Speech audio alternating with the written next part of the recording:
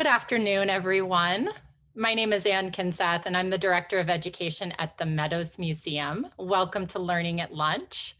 This is a program that typically focuses on the art historical context of the works of art in our galleries, but I'm excited today to pivot a little bit and instead look at these works through the perspective of our collections manager, Annlenhart.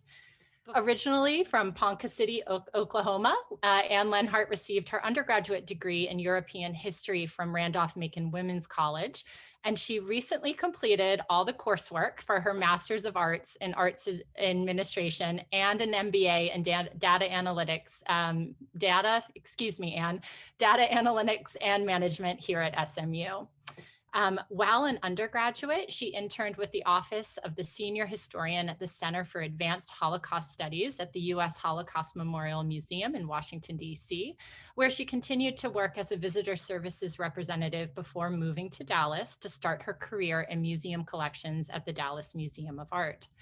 During her 12-year tenure at the DMA, she was responsible for the management of 24,000 objects, as well as the day-to-day direction of 68,000 square feet of permanent exhibition space and 21,000 square feet of art storage.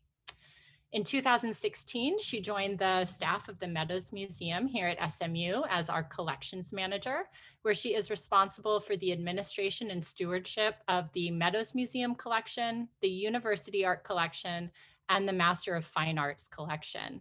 So welcome, Anne. Thank you so much for joining us today.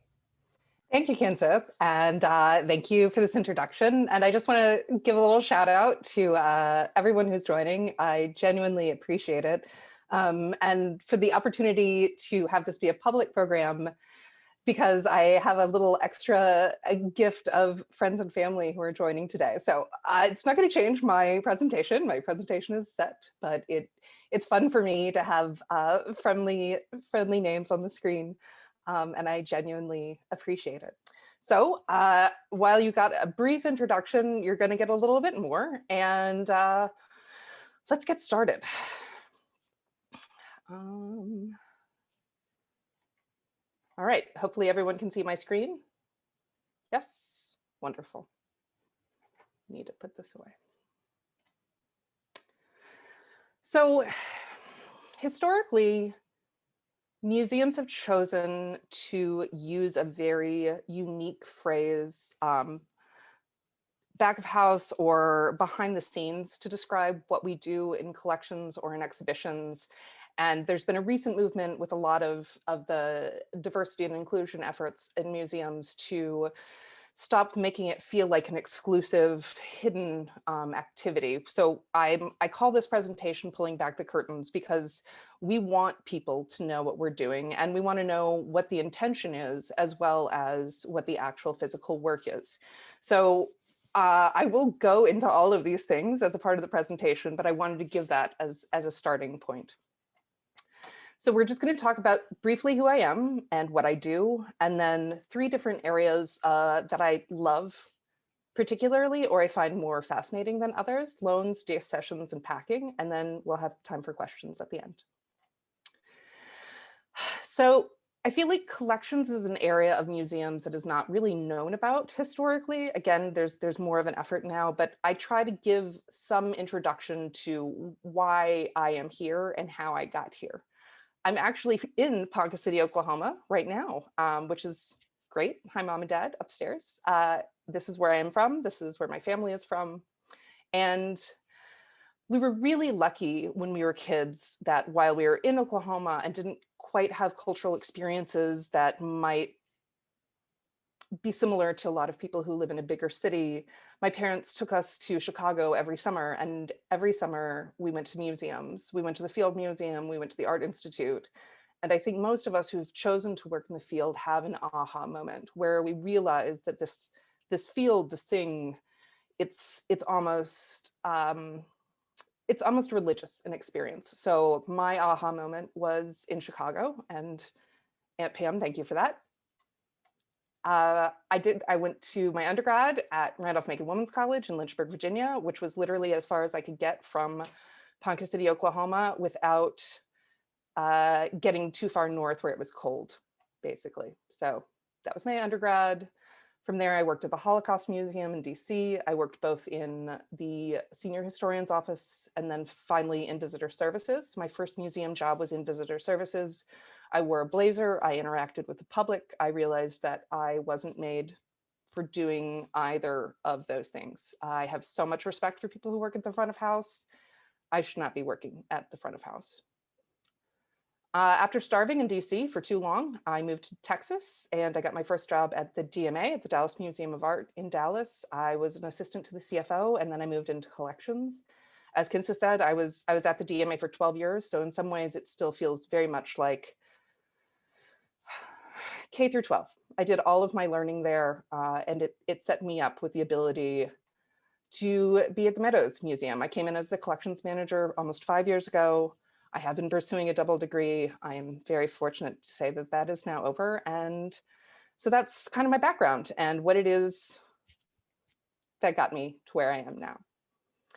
Most people, when you say you work in a museum, think, oh, you're a curator. And curators are tremendous and amazing. And they are the people that we need because they're the people who have this kind of big picture vision. They're planning a lot of the aesthetic decisions.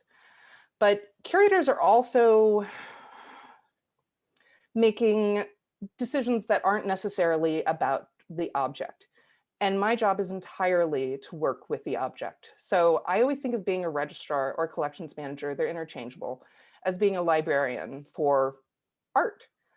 So like most pieces of art, somebody should be able to say to me, oh, I want a painting, I want it to be a portrait, maybe of a military man of this approximate size, 17th century. And I should be able to say, like a good librarian, great, we have this portrait. It's a man with a golden helmet, might be Rembrandt, still looking for a attribution.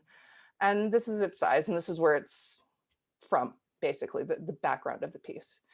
So then it comes down to managing all of the other elements of the artwork itself. So the acquisition of it, the provenance of it, background, the history of the piece, the conservation, the exhibition history, the storage, the display, the packing, and all of this happens typically on a computer, which is why I have my lovely little computer here, because the computer management is actually a much bigger element than I think most people normally expect in an art museum. I do a lot of work on a computer. So today, oh, right, and then COVID-19, sorry, I forgot that slide. Yeah, so we're gonna talk about COVID-19 and how COVID-19 impacted some of these. But we're really gonna focus on loans, deaccession, and packing, because these are the three elements that people generally wanna ask me about when they're asking me about my job. So let's start with loans. Loans are a driving force in museums. Loans are what put exhibitions on, and they are what fill our galleries. They are an essential element of all museum strategy. There are museums that don't collect at all, but everybody has to have loans, otherwise there's nothing on the walls. And it seems like it's this really tremendous collaboration where we are just giving to one another endlessly for the sake of giving. And it's not quite that straightforward. It's really a lot of horse trading. It's a lot of negotiation. Here, I have this piece. I want this piece. We're going to work out when it's going to happen and how it's going to happen. And you're going to get what you want. And I will get what I want. And for the person who's doing the work on it, it's a lot of paperwork. We do a lot of paperwork, a lot of legal paperwork, a lot of insurance paperwork. This is maybe an extreme doodle example of how much paperwork, but it's a lot of paperwork. Loans are also this very interesting application of what I describe, or what business school would describe as the efficiency portfolio. So in every loan, you are increasing the value of the pieces in your collection, which we won't get into, but it also is increasing the value of your organization. As a lending organization, you're getting more credit. So every time a piece goes out from the Meadows Museum, it has "from the Meadows Museum" on it. So if that's going to the Rijksmuseum, or it's going to the Met, or it's going to the Getty, we gain credibility within the field by pursuing loans. But loans also have this risk element because the object is actually moving. And we're going to go through the movement process in a bit, but anytime you move an artwork, there is more risk than it would be if it was just hanging in a vault. Even putting it on the wall of a gallery involves risk. So I like this correlation that you can make between portfolio management and loans, because you're constantly trying to gauge which is the better for the collection and the museum. It also has this really interesting element of global economics. Historically, because we lend so much to Spain, you can see this is data that I took from 89 to 2019, 25% of our loans went to Spain. So when something happens globally, like 2008, it means that there is disruption. So this is the GDP normalized for that period following 2008. And then you can see it directly following the same pattern here as far as our outgoing loans go. So what happens abroad is not, like, again, most business is not restricted to what's happening there. It impacts here as well. The other thing people love to talk about, and again, I have family on here, so you guys get to hear about me traveling wherever, and they are amazing places. I'm afraid this is Fiji, and there aren't a lot of borrowing museums in Fiji. I don't know why. I don't know why I don't get to go to Fiji for work, but I don't get to go to Fiji for work, unfortunately. But we do travel a lot, and we take our pieces literally door to door. So it seems like an amazing adventure. And really what a courier trip is a tremendous amount of waiting and patience. So typically a trip would mean that we are leaving the museum with our object, we're getting on a truck, we're going to a cargo facility, we are waiting there, we are waiting for our piece to get loaded onto the plane, we are waiting for the plane to take off, we are waiting for the plane to fly, we were waiting to unload, we were waiting to go back to cargo, we were waiting to get on another truck, and the very end of it, maybe we're getting it to our other museum. So it's not unusual for a courier trip travel to take 24 hours to get there. It's a very long game of patience. And at the end, you do get to have a great adventure because you're going somewhere and you're doing something and you're getting to see great museums all over the world. But it's primarily a game of waiting. So as courier trips get to be glamorized, at least in some parts, again, not everybody thinks this, but if I get to go to Australia, man, that's awesome. I get to go to Australia, but I really am spending 72 hours of my 5-day trip on an airplane or in some form of transit. So yes, it is really waiting for an adventure. And again, I'm trying to make this relevant to COVID. So things are different now because we don't travel in the same way. We did the Berruguete show this past year, and it was a really interesting adventure, question mark, of how we're going to meet all of these requirements of people overseeing objects and object installation from Spain. Most of our lenders were from Valladolid in Spain. So in this image, you can see that we have our normal people, our art handlers and our curator, but then we also have a rolling iPad. We have a courier who's connected to Zoom. So we have this whole additional dynamic of all of these extra people trying to recreate what is an in-gallery experience. And there is movement within the field to make this kind of the new reality because it saves a lot of money. I don't have that opinion, and because this whole thing is about transparency and disclosure, I still think that if a piece needs a courier, it benefits from having a courier in the house with the ability to physically touch and see. And this is kind of just a band-aid that we had to use in order to get through this period. Deaccessioning. So deaccessioning has become this really popular word in 2020 specifically because all of a sudden deaccessions were a little bit more open. So I like to call it legalese, and historically maybe unnecessary legalese. It's deaccessioning is the removal of a work from a collection, wholly or in part. You can deaccession to transfer to another collection. You can deaccession to sell under very restrictive circumstances historically. Sometimes it includes destruction. That's not something, that's a very rare occurrence as a final, but it was more popular in the 80s. So you see a lot of works that were actually destroyed in the 80s as a result of the museum not wanting to hold them anymore. So while it seems like unnecessary legalese, it's actually a political quagmire. For museum nerds, I went to Randolph-Macon Women's College, which houses the Mayer Museum. The Mayer Museum deaccessioned its collection in 2006. It was a very big deal. And you see it more in this was the piece that they sold the bellows to the National Gallery in London.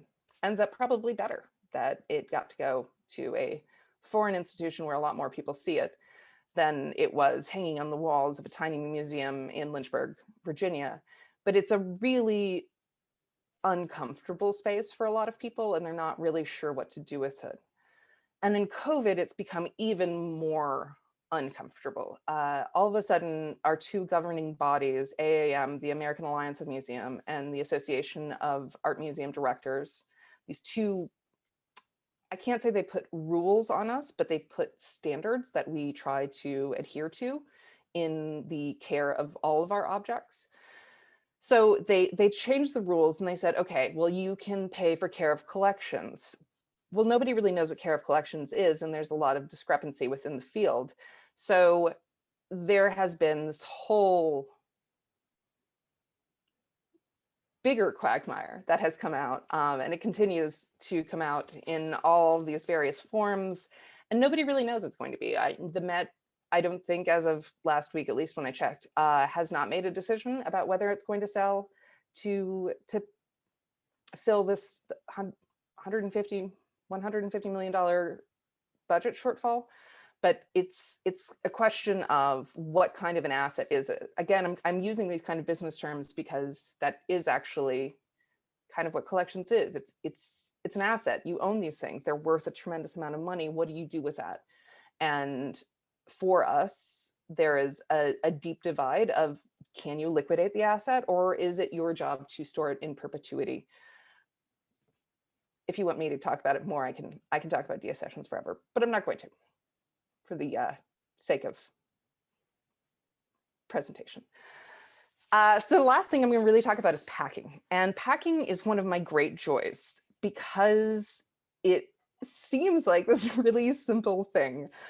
It's putting stuff in a box, and it is actually putting stuff in a box, but it's an awesome box, and it's normally awesome stuff because it's art. So we spend a lot of time thinking about how we're going to create things, how things are going to travel. Are they going on an airplane? Are they going on a boat? Are they going on a truck? How many times are they going to move from one transit to another? And how much exposure, again, risk is there in that? So we use this whole variety of mechanics, from everything from blue tape to acid-free board. This is a piece from the Stewart album. For those of you who are familiar with the Stewart album, it went to Madrid a few years ago, certain elements, and this is packing of the Stewart album. So lots of foam. This is a pretty cool box that had both the cover and another sheet from the album within the box. So we tried to double those up. Again, the use of various types of materials to make all of these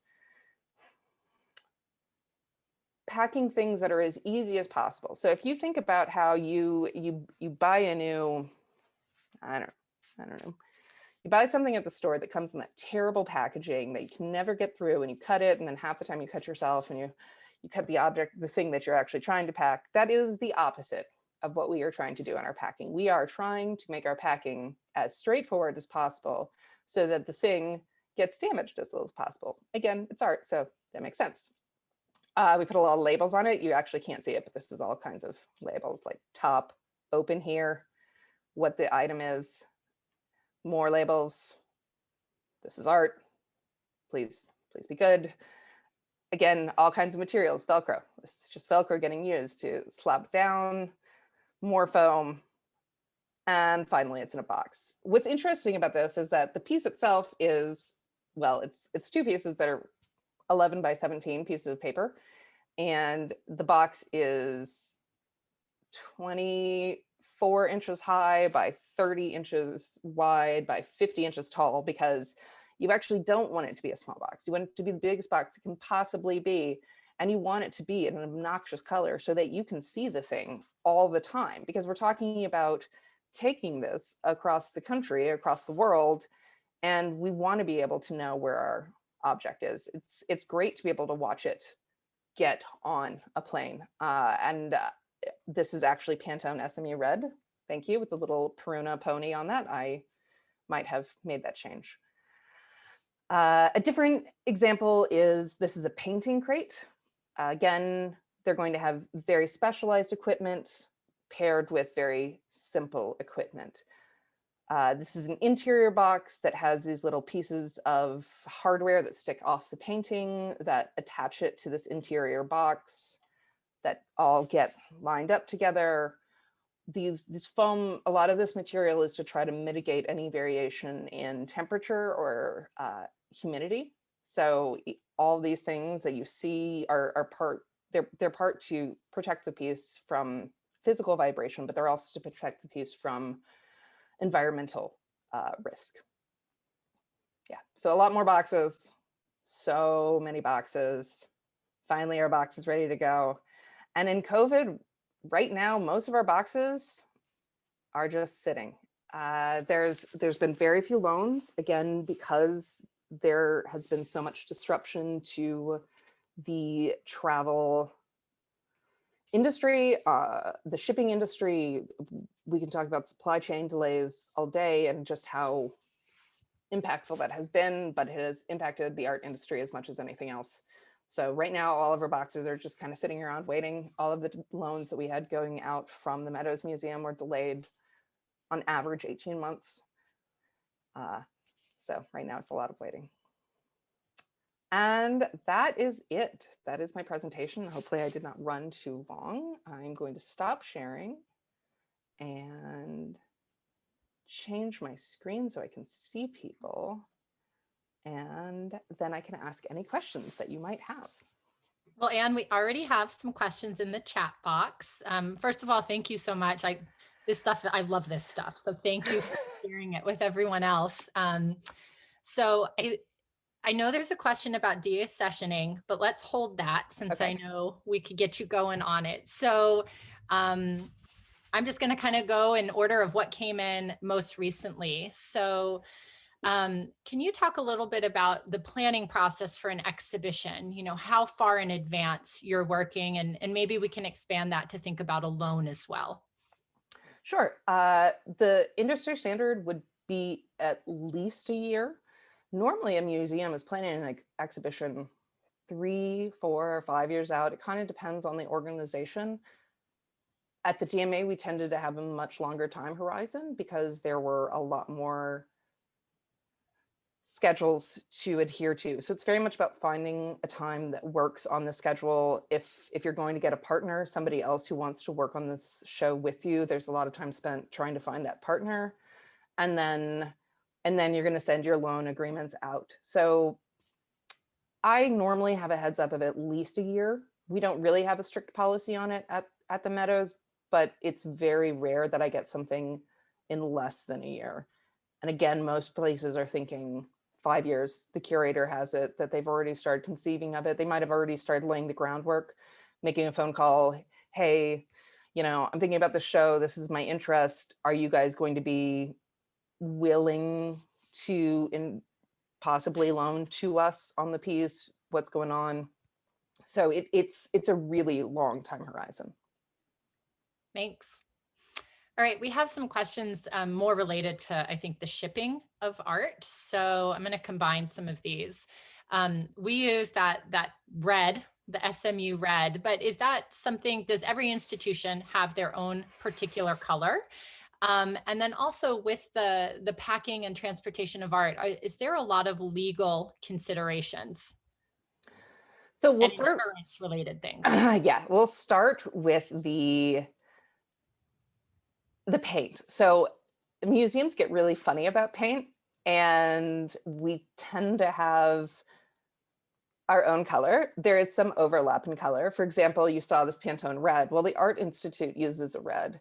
They use a more maroon red. So before we even started painting our crates, this red color, I actually reached out to the Art Institute and I was like, I need the color code for your paint because I need to make sure our crate does not overlap too closely. Unfortunately, there is a small group of New York institutions whose names I will not drop on this call out of respect.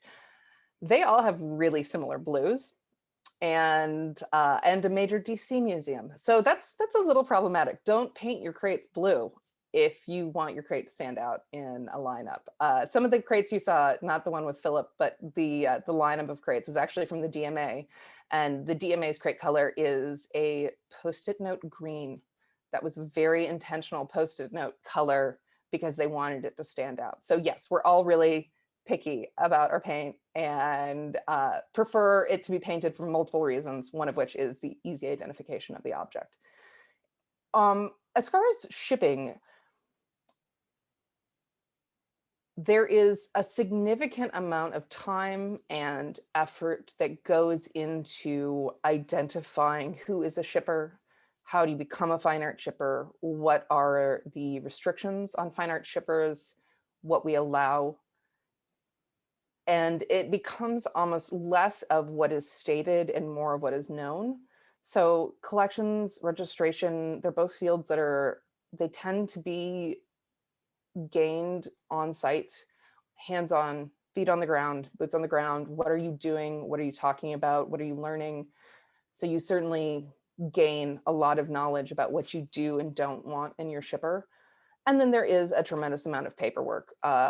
There's everything from foreign government indemnity, which is insurance that's granted by the government to protect the piece. And there are certain elements that then that adds. A lot of courier travel is actually required by an indemnity scheme. National indemnity has a similar situation, and how people interact with all of it, the customs brokers. Again, how much of it is written, how much of it is just kind of our operating practice depends on the institution. Ours is pretty tightly buttoned down, because I like to joke, SMU is nothing if not a fairly legally driven organization on the macro level. We have a pretty intense set of paperwork that governs everything we do. Thanks.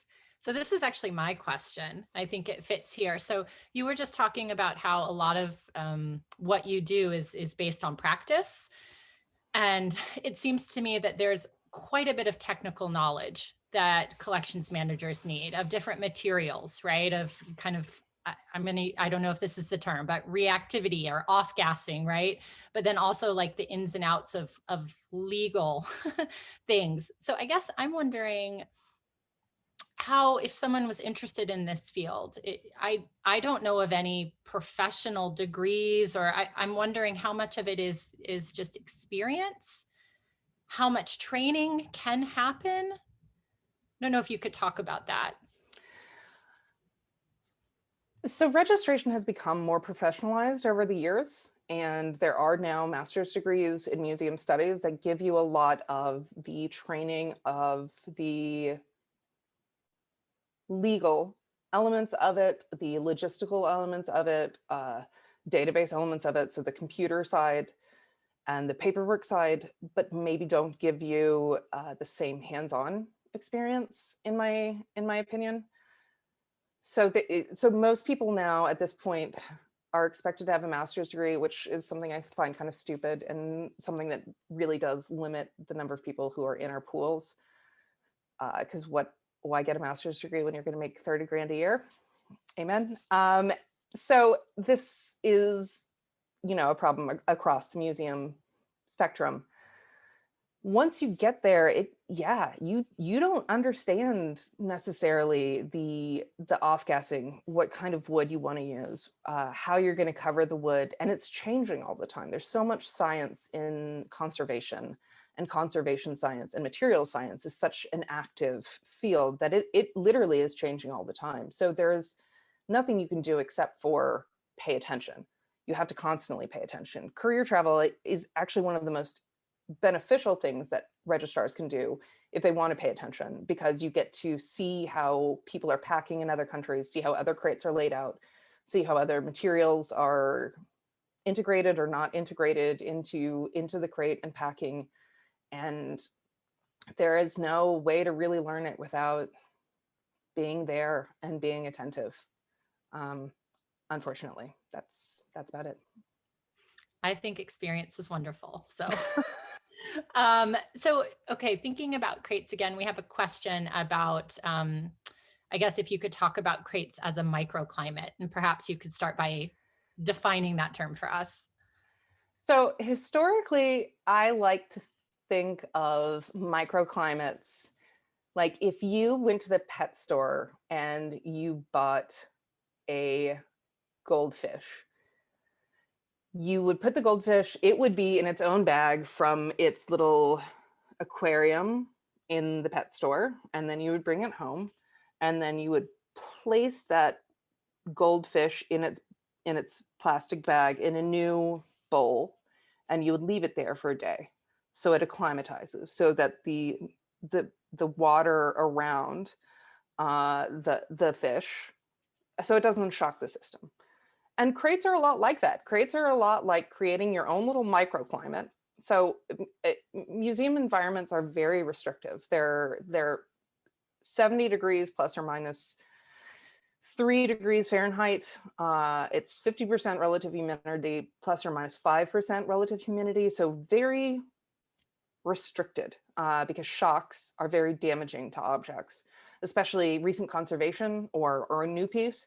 These things tend to have a lot more reactivity to changes in climate or humidity. So we're trying to create a space within the crate where there is as little variation as possible. And for the most part now, they've actually reached it so that there's almost no change within the temperature or relative humidity in that box from the time it goes to the time it arrives. Acclimatization periods have become less common, and mainly it's because the material use is really good. It also does help in the whole painting thing. It's, again, one of the reasons they're painted. Great. So a follow-up to that is whether or not the crates have their own refrigeration or any kind of climatization ability. That's a word, ability. No, they're actually hysterically simple in form and in design. I've never seen an electronic crate. I guess maybe if you were considering, I mean, trucks are acclimatized. Our trucks are all restricted. I guess in an international shipping container, if you were going to choose to ship by sea, you might have additional elements that are added in to the crate, but I haven't seen that. Doesn't mean it won't happen. We're also getting a lot better at not using wood. There's a lot of movement because it's so much waste, and we're becoming more and more aware of the damage that museums do to the environment, that they're trying to move into a better reuse system. Where actually the crate I showed, that flat red crate, one of the reasons I've used it is that I can test it. It's gone on 8 trips now, and it was just to see how many times I could ship the crate and still let it be solid. So kind of an environmental analysis of what it can stand up to. Thanks, Anne. Are you able to share with us what some of the most requested works in our collection are for loans by other institutions? So historically, it was actually Miro, Queen Louise of Prussia. When you zoom out to the entire history of the museum, it's that Miro. I think in later years, more recent years, it's been Velasquez, King Philip. I found the Miro to be really interesting. Thank you. So we still have time for a few more questions, and I'm going to give people a moment to formulate thoughts. As a reminder, you can always use the raise hand icon to unmute. But I actually have another one for you, Lenhart. You know, as you talk about courier trips, I know people think they sound very exciting. To me, I feel very anxious because I'm not sure I would feel like I could be responsible in that kind of way. And I'm wondering what kind of preparations did you have to do kind of as you were early in your career to kind of learn what you even have to do on a career trip and what the expectations are? That's actually a really good question, because career trips are, the process of being with an object is both the responsibility of knowing what's in the crate, because you don't tell everybody else what's in the crate. Nobody who's on the truck knows what's in the crate. Nobody's handling it at an airport knows what's in the crate. And most people have no idea what the value of it is. The customs brokers might, but that's about it. So you don't talk about what's in the crate. It's like the first rule of Fight Club is that you don't talk about Fight Club. The first rule of a courier trip is that you do not talk about what's in your crate. But you, as the courier, know what's in the crate. And then you're in all of these situations where you're not in control. Like if you are in an international cargo hold, there are a lot of legal rules that have to do with employment, union, all of these other things. And especially if you're in a foreign cargo hold, you probably don't speak the language, and you don't get to really directly communicate to them. You have to communicate through your customs broker. So it's both this strange place where you have so much responsibility and then none. No actual ability to do anything. The best training for a cargo trip is going on cargo or going on courier trips. That's honestly, and at the DMA, we were required to do 3 truck trips before we could do a flight. And they tried to make the first flight domestic. All of that is helpful. I think it's also that truck trips are really awful, because you're literally riding in a truck with 2 drivers that you've never met before, and you're probably never going to meet again, and you might have very different opinions on the world around you, and then you're stuck with them. My longest truck trip was 56 hours. That is 56 hours going straight. You don't stop. You don't overnight in a hotel. You stop at a truck stop, and one person stays with the truck and the other person goes in and gets some food and goes to the bathroom, and then you get back on the truck. And you may or may not have a place to sleep. You may or may not have anything. You have 1 seat. And I've always thought of it as you bring everything you can possibly bring with you onto the truck. With it's like camping, pack in, pack out. You have it all with you. Don't ask for anything. Don't drink too much water. Realize it's going to take them 30 minutes to get off the road so that you can go to the bathroom. It's certainly really not Fiji. It is not Fiji. I think that everyone who travels a lot for work can tell you there are great trips and there are amazing experiences and things that you will never ever experience otherwise. And then there are ones that are just beating, and got to take them all. Don't get to be choosy. Well, Anne, thank you so much for really sharing so much about kind of the work you do. I have to imagine everyone now, when they visit a museum, will look at a work of art and think not just about hundreds of years ago, but will start thinking about what the last year of the object has been and what it has taken to really get that object onto the wall or onto the pedestal. So thank you so much. There's been praise for you in the chat, just saying how impressive you are with what you do. And I have to completely agree. You're, amazing at what you do. So thank you so much for Thank you. Especially right on the heels of finishing up 2 master's degrees. So and thanks, Julie.